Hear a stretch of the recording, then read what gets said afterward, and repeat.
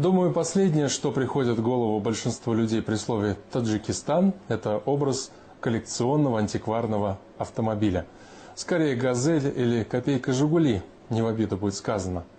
Но не создавайте себе стереотипы. Они на то и созданы, чтобы их ломать. В республике много настоящих ценителей, фанатов ретро-автомобилей.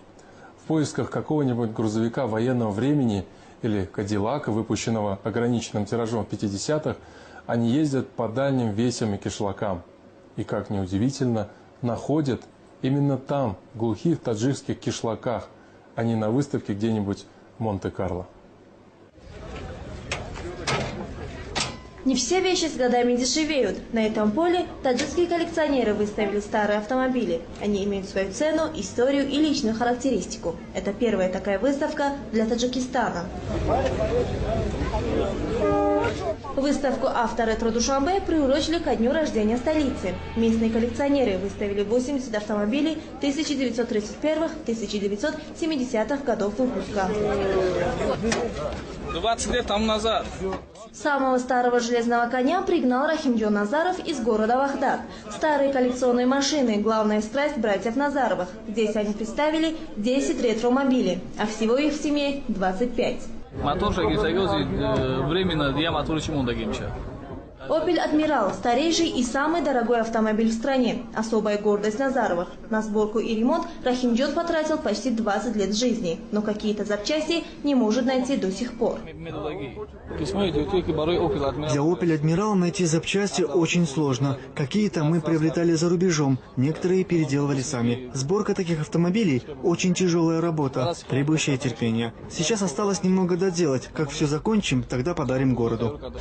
Абдушукур Одинаев никому не собирается дарить свой боевой автомобиль, не думает и о продаже, хотя ему постоянно предлагают хорошую цену. Это бронированный автомобиль. На нем в советское время ездили только первые лица республики. Советский лимузин – так называет свой автомобиль Абдушукур. Когда он его покупал, у него не было ни мотора, ни карбюратора, ни кардана. Коллекционер собирал каждую гаечку по всему бывшему Союзу и сделал все собственными руками.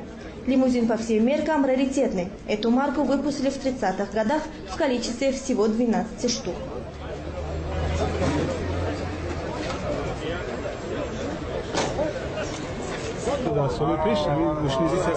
В прежние годы такие марки ЗИЛ-301 изготавливались только для правительственных лиц. Когда они выходили из эксплуатации, то их читировали и сдавали на металлолом. Я не знаю, как эта машина уцелела. К счастью, она попала ко мне. Такие машины выпускались по спецзаказу. Вот этих лимузинов было всего 12.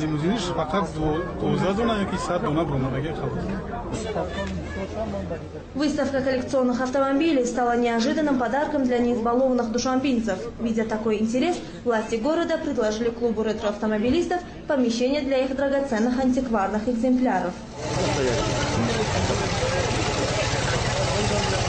Антикварными автомобилями в Таджикистане владеют и министры, и простые смертные. Это особая национальная любовь.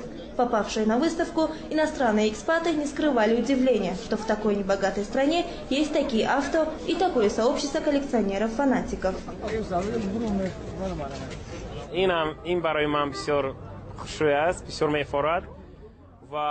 Я уже долгое время нахожусь в Таджикистане, и мне даже не верится, что здесь есть столько прекрасных антикварных автомобилей.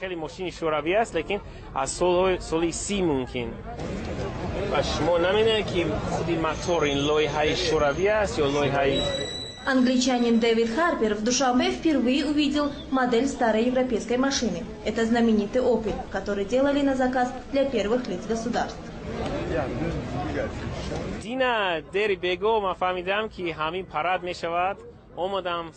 Я узнал, что состоится фестиваль-выставка, и с раннего утра стоял и ждал открытия. Лично для меня это очень интересно, потому что на выставке представлены очень старинные автомобили. Я, честно говоря, удивлен, что такие машины попали в Душанбе, и как они хорошо сохранились. Некоторые из них так шикарно отремонтированы, что, глядя на них, вспоминаешь былые времена.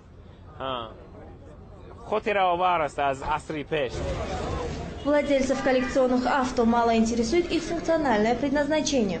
В данном случае машина как раз роскошь. Для них важнее возраст и история. Автомобиль Рустамбека Рауфова привлек всеобщее внимание именно своей историей.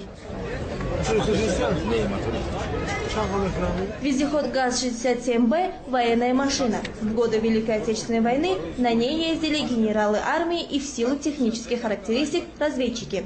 Такой больше ни у кого нет, говорит хозяин. Этот автомобиль 1941 года производства. Я купил его у русского мужчины, дяди Саши из Шахритутского района. Машина была в ветхом состоянии. Я покрасил ее в заводской цвет, а запчасти купил за границей. На ремонт ушло 3 года. Над ним 1 год и 6 месяцев работали 3 мастера, а потом еще 3 мастера около 1 года и 8 месяцев. Я готов потратить столько средств, сколько потребуется для полного ремонта, потому что на таком ездили только генералы. После войны каждой советской республики раздавали по одной такой машине, и тогда на них разъезжали чиновники. Владельцы хвастаются, что их автомобили могут стоить и $100 000 и больше. Но специалисты говорят, что пока это все же хобби для избранных. Вот и на первой выставке «Авторетро Душанбе» ни одной сделки не заключили. Люди предпочитали фотографироваться на фоне красивых машин и заглянуть внутрь. Но вот про цены никто не спрашивал.